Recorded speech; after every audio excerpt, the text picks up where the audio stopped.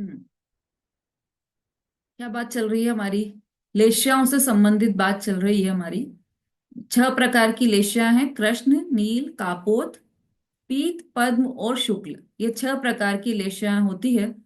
तो वो उसमें परिणाम विचित्र तरह के होते हैं, सबके अलग अलग प्रकार के परिणाम होते हैं। तो किसी को ये तो एक उदाहरण दिया था, ये पेड़ और टहनी वाला सब उदाहरण है। लेकिन किसी को कोई कार्य करना है तो वो सोचता है कि मैं तो पूरा ही कर लूं। मतलब पूरा ही, जैसे भाई छान कर पानी पीना है तो वो क्या करेगा कि अरे देखो भाई, नहाने में तो पानी जा ही रहा है, छानने में तो कितना अपन छान पाएंगे, तो अपन तो सब चलने दो, नहाने में भी पीने में भी सब में अनछना पानी चलने दो। उसके परिणाम इस तरह से आएंगे। जो कृष्ण लेशा वाला होगा, उसके परिणाम मतलब बहुत निकृष्ट परिणाम जो होंगे वो कृष्ण लेशा के परिणाम है। और उससे जो कम के परिणाम है वो नील लेशा के। उससे कम जो थोड़े संभले हुए परिणाम है वह कापोत लेशा के। और संभले हुए परिणाम मतलब शुभ भाव रूप परिणाम जो है वो पीत, फिर पद्म और फिर शुक्ल परिणाम, इस तरह से मंद मंदतर होते जाते हैं परिणाम। तो ये 6 लेशियाओं का स्वरूप है। अब हमने इसमें देखा ना पेड़ के उदाहरण में कि भूख तो सबको लगी है, भूख सबको मिटाना है, पेट सबको भरना है। लेकिन जो परिणामों में अंतर है वह लेशियाओं का अंतर है ना। कोई भी कार्य है, सबको करना है, लेकिन कोई किस तरह से करता है, किसी के परिणाम किस तरह से होते हैं, वह डिपेंड करता है। अब ये जो यहाँ पर सूत्र में बताया है, आदि तस्त्रिषु पीतांत लेश्याः, मतलब पहले के 3 निकायों में, अब पहले के 3 निकाय कौन कौन से हैं? तो ऊपर आ जाइए, भवनवासी, व्यंतर और ज्योतिषी। ये पहले के 3 निकाय हैं। निकाय क्यों बोला है ये तो समझ में आ गया ना सबको, कि जो समूहों का समूह है इसलिए इनको निकाय बोलते हैं। 4 निकाय के देव, तो मतलब ये जो देव है ना, जैसे भवनवासी देव, तो भवनवासियों का तो समूह है ही सही, लेकिन वो भवनवासी जो है वो भी किसी प्रकार के समूह का समूह है। तो इसलिए इनको 4 निकाय के देव बोला है। उनमें पहले के 3 कौन कौन से? भवनवासी, व्यंतर और ज्योतिषी। इन 3 निकायों के जीव को पीत तक, मतलब कृष्ण, नील, कापोत और पीत, ये 4 लेश्याएं होती हैं। ठीक है। अब देखो, इसमें सहज रूप से एक प्रश्न उठ सकता है कि भाई देवताओं के तो कृष्ण लेश्या नहीं बताई गई है, फिर इसमें कैसे आ गया कृष्ण लेश्या? देवताओं के तो पीत लेश्या, शुभ लेश्या ही होती है देवों के तो फिर ये ऐसा कैसे आ गया इसमें कि कृष्ण लेश्या? कृष्ण, नील, कापोत, 3 3 लेश्या बता दी अशुभ लेश्या। तो उसका कारण यह है कि जो भवनवासी, व्यंतर और ज्योतिषी देव हैं, इनकी पर्याप्त जब अवस्था रहती है तब तो एक ही लेश्या होती है, और वह है पीत लेश्या। तो फिर ये 4 कैसे बताई? तो कृष्ण, नील, कापोत जो लेश्या है, वो जब तक अपर्याप्तक अवस्था होती है तब तक यह चलती है, कृष्ण, नील, कापोत लेश्या। लेकिन जब पर्याप्त अवस्था हो जाती है तब तो एक उसके बाद से तो मतलब एक ही पीत लेश्या ही रहेगी देवों के। अब पर्याप्त और अपर्याप्त क्या है? ये प्रश्न हो सकता है पर्याप्तक और अपर्याप्तक का। हाँ, तो शोभा जी का तो प्रश्न था ये। तो पर्याप्तक और अपर्याप्तक ऐसा है कि जैसे कोई जीव अ, मनुष्य गति से देव गति में आया, है ना। देव मरकर तो देव वापस बनेगा नहीं, नरक बनकर नरक गति में से भी देव गति में आएगा नहीं। तो मनुष्य या तिरंच में से ही आ सकता है। तो मनुष्य गति से कोई जीव देव गति में गया, अब वहां पर उसको पूर्ण देव बनने में अंतर मुहूर्त का समय लगता है। तो उस अंतर मुहूर्त तक, जब तक वो पूरा देव नहीं बन जाता, उसकी दशा अपर्याप्तक कहलाती है। ठीक है। तो वो जब तक पूर्ण देव नहीं बन जाता तब तक उसके जो जो लेशयाएं पहले चल रही थी, उसकी कृष्ण लेशया, नील लेशया या कापोत लेशया, जो पहले लेशया पहले चल रही थी वही लेशया उसको वहां पर रहेगी, रह सकती है। कृष्ण, नील या कापोत, वही लेशया रहेगी वहां पर। और फिर अंतर्मुहूर्त बाद ही वो पूर्ण देव बन जाता है। तो फिर तो उसकी पीत लेशया ही रह जाती है, मतलब उसके बाद से उसकी पीत ही लेशया रहेगी पूरे जीवन। ठीक है। हाँ रेणु जी बोलिए।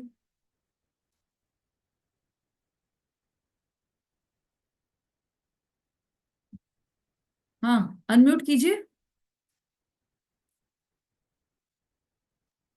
हाँ हाँ। दीदी, तो फिर इसका मतलब है कि विक्रय गति में वो रहेगी अपर्याप्तक अवस्था।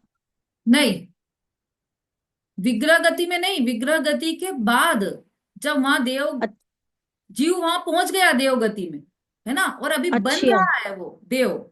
अंतर्मुहूर्त का अच्छा, समय ठीक लगता है है। ना, अंतर्मुहूर्त का। जैसे जी मनुष्य गति में कोई जीव गर्भ में आता है, जी। तो गर्भ में 9 महीने तक रहता है, तो वो उसकी अपर्याप्तक अवस्था रहती है वहां पर। मतलब नौ अभी जब वो महीने की बन वो रहा है, अपर्याप्तक अवस्था है। हाँ, जब वो बन रहा है, मतलब अभी वो ठीक है पूर्ण मनुष्य गति को प्राप्त नहीं हुआ है, वो पूर्ण, जब ठीक है। तक पूर्ण देव गति को प्राप्त नहीं होगा, तब तक उसकी अपर्याप्तक अवस्था है। जी। बोलिए, बोलिए अभिलाषा जी। दीदी, ऐसे नरक में भी होता है? जैसे नरक में कोई जीव जन्म लिया तो हाँ उपवास से या में उसने जन्म लिया, तो जब तक वो नहीं बनता है पूरा शरीर, तो वहां भी ऐसी अपर्याप्तक अवस्था रहती, नरकी जीवों के साथ भी यही हाँ, होता? लब्ध अपर्याप्तक बोलते हैं उसको, है ना। अभी और इसका वर्णन और आने वाला है, अभी उसमें और अपन समझेंगे, है ना। अभी तो देव की देव। अपर्याप्तक अवस्था इसको बोला है कि जब वो देव बन रहा है, मतलब, और उसमें समय कितना लगता है, अंतर मुहूर्त, मतलब बहुत ही कम समय है। अंतर मुहूर्त में तो वो पूरा युवा देव बन जाता है, पूरा पर्याप्तक अवस्था में आ जाता है। तो वो उस समय, तब मेरे से उसकी पीत लेशिया प्रारंभ हो जाएगी। हाँ, बोलिए शोभा जी।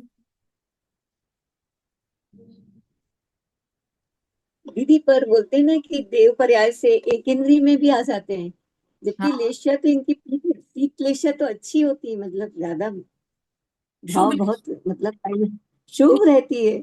फिर भी हाँ इसके बाद बोलते हैं कि केंद्री बन जाता है। हाँ हाँ, इसलिए ऐसा है कि देखो लेशा, देखो इसको, आप लेशा को ऐसे समझो कि जैसे कोई लखपति जी, लखपति मनुष्य है, लखपति व्यक्ति है ना। तो उसके पास 1 लाख रुपया है, तो वो क्या करोड़पति है कि लखपति है, क्या है, क्या पति है? है। हाँ, लखपति है। जिसके पास 2 लाख रुपया है, वो क्या है? वो भी लखपति ही है। जिसके पास 5 लाख है, वो क्या है? वो भी लखपति ही है। और जिसके जब तक पास पूरे 99,99,901 रुपया है, वो क्या है? वो दीदी करोड़पति हो जाएगा। 1-2 रुपए में थोड़े अंतर आता अभी करोड़पति हुआ नहीं है, 99 लाख है उसके पास, तो लखपति ही है, वो करोड़पति नहीं है। मतलब कहने का आशय यह है कि 1 लाख से लेकर 99,99,999 तक, ये इतने सारे लखपति के भेद हैं, लाख के भेद हैं इतने सारे। 1 लाख 1 रुपया हो, वो भी उसका भेद है, 1 लाख 2 रुपया हो, वो भी उसका भेद है, मतलब कितने सारे भेद हैं। 1 लाख से लेकर 99,99,999 तक लाख के भेद हैं ये। तो ये तो छोटा उदाहरण है। ऐसे ही जैसे पीतलेशिया है, तो पीतलेशिया में भी ऐसा ही अंतर है। मतलब हमें ये सहज रूप से प्रश्न हो सकता है कि भाई सभी देव पीतलेशिया के, तो सबके एक जैसे परिणाम होंगे क्या, कि ऐसा नहीं है। पीतलेशिया में भी बहुत भेद होते हैं, असंख्यात भेद बताएं पीतलेशिया के परिणामों के। पीतलेशिया के परिणाम में भी असंख्यात प्रकार के परिणाम हो सकते हैं। वो पीतलेशिया में ही रहेंगे, मतलब समझ लो कि मतलब वो पीतलेशिया अ, से एक परिणाम नीचे जाए यदि, तो कापोतलेशिया आ जाए, ऐसा वाला पीत परिणाम, पीतलेशिया का परिणाम। और पद्मलेशिया, मतलब पीतलेशिया से एक कदम और आगे बढ़े तो पद्मलेशिया आ जाए, वहां तक का है। परिणाम, ये सब पीतलेशिया के भेद हो गए। इतने सारे पीतलेशिया के भेद है ना। तो पीतलेशिया के परिणाम भी निकृष्ट भी हो सकते हैं और उत्कृष्ट भी हो सकते हैं, सब तरह के भेद हैं उसमें। और ये तो पीतलेशिया की बात है, फिर पीत, पद्म और शुक्ल अभी और आने वाली है। पद्म और शुक्ल वाले भी परिणाम वाले हैं वहां पर देवगति में, देव, है ना। तो हाँ वो भी हाँ। मिथ्या दृष्टि जीव है, तो एकेंद्रीय बन जाता है। क्यों बन जाता है? तो अपन ने देखा था ना पहली ढाल में, क्यों बन जाता है वो? क्योंकि वो, उसकी माला मुरझाई 6 महीने पहले, और 6 महीने तक उसको आर्द्र रौद्र ध्यान चलता है, तो उसके परिणाम निकृष्ट हो जाते हैं, और वो वहां पर जन्म लेता है एकेंद्रिय में। मिथ्यात्व है, हर परिणाम, हर गति का मूल में मिथ्यात्व है। यदि मिथ्यात्व सहित है तो वो सातवें नरक तक भी चला जाएगा, निगोद में भी चला जाएगा, और जहां मिथ्यात्व हटा कि नरक गति खत्म, पहले नरक तक जाएगा, वो भी यदि पहले आयु बांधी होगी तो प्रत्येक गति के मूल में तो मिथ्यात्व है, सबसे पहले छोड़ने लायक, इसीलिए मिथ्यात्व को बोला है। यदि मिथ्यात्व सहित जीव है और पीत पद्म लेष्या में भी है, तो उससे कुछ फर्क नहीं पड़ता, क्योंकि मिथ्यात्व है ना साथ में। तो फिर वो मिथ्यात्व के कारण हुआ क्या है, प्रैक्टिकली हम देखें तो मिथ्यात्व के कारण क्या हुआ, कि उसने वो जो देव पर्याय है उसको ही अपना माना, कि ये मैं देव ही हूं ऐसा माना। अब मैं देव ही हूं, तो उस शरीर को अपना माना, तो उस शरीर के प्रति आसक्ति हो गई, एकत्व बुद्धि हो गई, राग हो गया, और उस शरीर से संबंध रखने वाले जितने भी वैभव है, वहां के देवांगनाएं हैं, उन सबके प्रति राग है। और अब उसको ऐसा लग रहा है कि ये सब मुझे छोड़ के जाना है, तो इतना इतना उसको अ, मतलब विकल्प चलते हैं उस समय उसके। ये सब मिथ्यात्व से संबंधित है, मूल में मिथ्यात्व है। जैसे ना, चर्म दूर होने पर तन से रोम समूह रहे कैसे, तो जब तक मिथ्यात्व है तब तक ये पूरे रोम समूह रहेंगे सारे, कि ये मेरा, ये मेरा, ये मेरा, और उसके कारण होने वाले दुख तकलीफ मेरे, उसके होने वाले सुख मेरे। ये सब बातें तभी चलेंगी जब मिथ्यात्व है। और मिथ्यात्व गया तो चर्म दूर होने पर तन से रोम समूह रहे कैसे, फिर रोम समूह कुछ भी नहीं बचेगा, न पत्नी मेरी, न देवांगना मेरी, न वैभव मेरा। मतलब देखो ना, अपन यहाँ चक्रवर्ती को 6 खंड के बीच में रहते हुए भी वो सबसे अलिप्त है। 6 खंड किसे कहते हैं? 6 खंड का राज्य, उसका अधिपति वो है चक्रवर्ती, और वो सबसे अलिप्त है कि मेरी पत्नी नहीं। क्या बात कर रहे हो, आप तो 96,000 को आपने शादी करी, और आप कह रहे हो कि मेरी पत्नी नहीं। दो बातें कैसे हो गई? कि वो तो चारित्र की कमजोरी से ये सब कार्य चल रहा है, लेकिन वास्तव में तो श्रद्धा तो यही है कि ये पत्नी क्या, मेरे ये शरीर भी नहीं है मेरा। तो ये सारा हमारा मिथ्यात्व और सम्यक्त्व पर आधारित है, गतियों का जितना भी है। चलिए, तो अभी हम लेशा की बात कर रहे थे।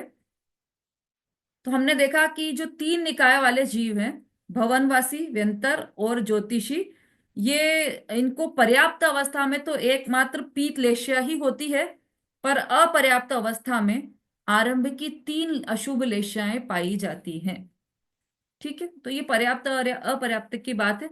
और अपर्याप्त तो बहुत कम समय का होता है, उसके बाद तो देवगति, मतलब वो जब संपूर्ण देव बन गया, उसके बाद से उसे पीत लेशा ही पाई जाएगी। किनकी बात चल रही है अभी हमारी?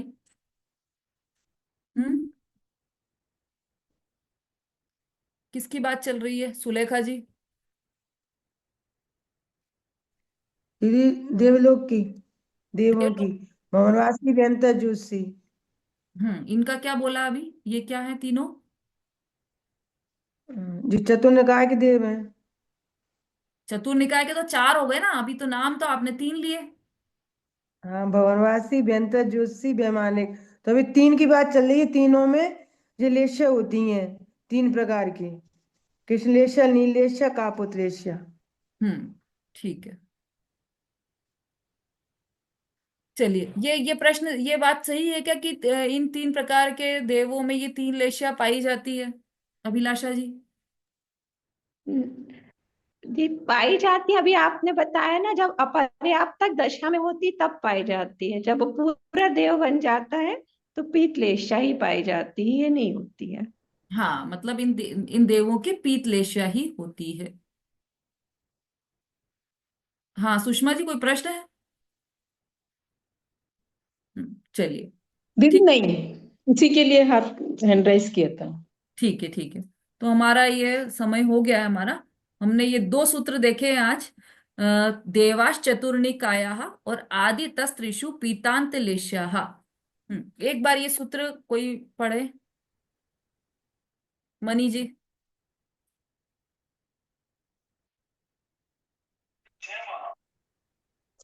देवाश्चतुर्निकायः। जय जिनेन्द्र दीदी। हाँ देवाश्चतुर्निकायः। हाँ, एक और पढ़िए। आदित्य स्त्रीषु पीतांतलेशः। फिर से पढ़िए। आदित्य स्त्रीषु पीतांतलेशः। ठीक है। चलिए रेणु जी पढ़िए।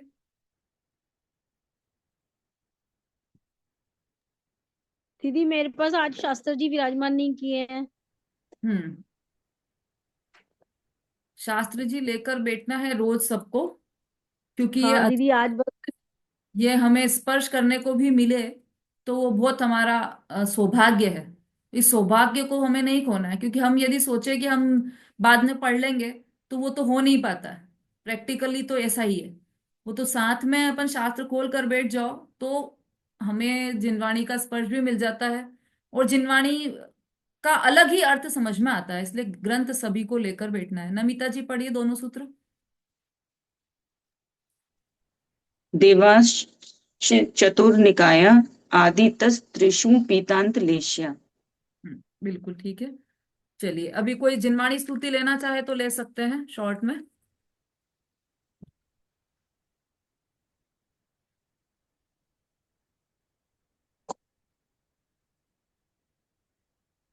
हाँ, कोई लेना चाहता है जिनवाणी स्तुति?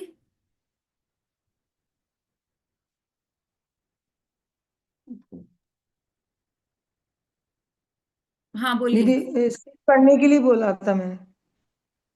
अच्छा चलिए। हाँ देवास चतुर्कायाः आदिस्त्रिषु पीतांतलेशाः। ठीक है। हाँ बोलिए, मनी मनी जी बोलिए।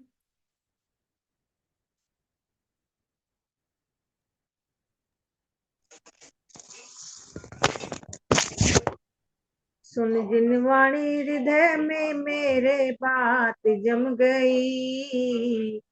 सुन जिनवाणी हृदय में मेरे बात जम गई। पर मैं सुख की न छाया मुझे राह मिल गई। पर मैं सुख की न छाया मुझे राह मिल गई। सुखी अपने में नहीं सपने में, न जग में न वन में न तन में। सुखी अपने में नहीं सपने में, न जग में न वन में न तन में। पर से दृष्टि हटा के स्वयं देख तो जरा। तेरा आत्म उन अनंत गुणों से भरा। जब अपने में रुका तो दुख की बाढ़ थम गई। जब अपने में रुका तो दुख की बाढ़ थम गई। पर में सुख की न छाया मुझे राह मिल गई। पर में सुख की न छाया मुझे राह मिल गई। काले गमाया समझ नहीं पाया, समझ अभी आया रे भाया। काले गमाया समझ नहीं पाया, समझ अभी आया रे भाया। इन विषयों में तो सुख है ही कहाँ। इन विषयों में तो जरा सुख है ही कहाँ। पर से दृष्टि हटा के स्वयं देख तो जरा। मैं हूँ त्रिकालित अखंडित यह बात जम गई। मैं हूँ त्रिकाली अखंडित यह बात जम गई। पर मैं सुख की न छाया मुझे राह मिल गई। पर मैं सुख की न छाया मुझे राह मिल गई। सुन जिनवाणी हृदय में मेरे बात जम गई। सुन जिनवाणी हृदय में मेरे बात जम गई। पर मैं सुख की न छाया मुझे राह मिल गई। जा वाणी के ज्ञान ते सूझे लोकालोक। सोवाणी मस्तक नमो सदा देत हूँ रो, सदा देत हूँ रो। चलो द्वादश संगीन वाणी माता की जय। ये हो, बोलिए जैन धर्म की जय। आचार्य उमा स्वामी की जय। स्वामी जी की जय। जय। हाँ सभी को जय जय जिनेन्द्र दीदी, जय जिनेन्द्र सभी जय को। जिनेन्द्र सभी को जी, जय सभी को जय जिनेन्द्र। जिनेन्द्र। हाँ, बहुत अच्छी लगी जिनवाणी आपने पढ़ी, वो बहुत अच्छी लगी। ग्रुप में भेज सही दीजिएगा अच्छा। आप, ताकि इसके वर्ड्स भी समझ में आए सबको, है ना। हाँ, बहुत अच्छी लगी। थोड़ी सी क्लास रह गई आज हमारी।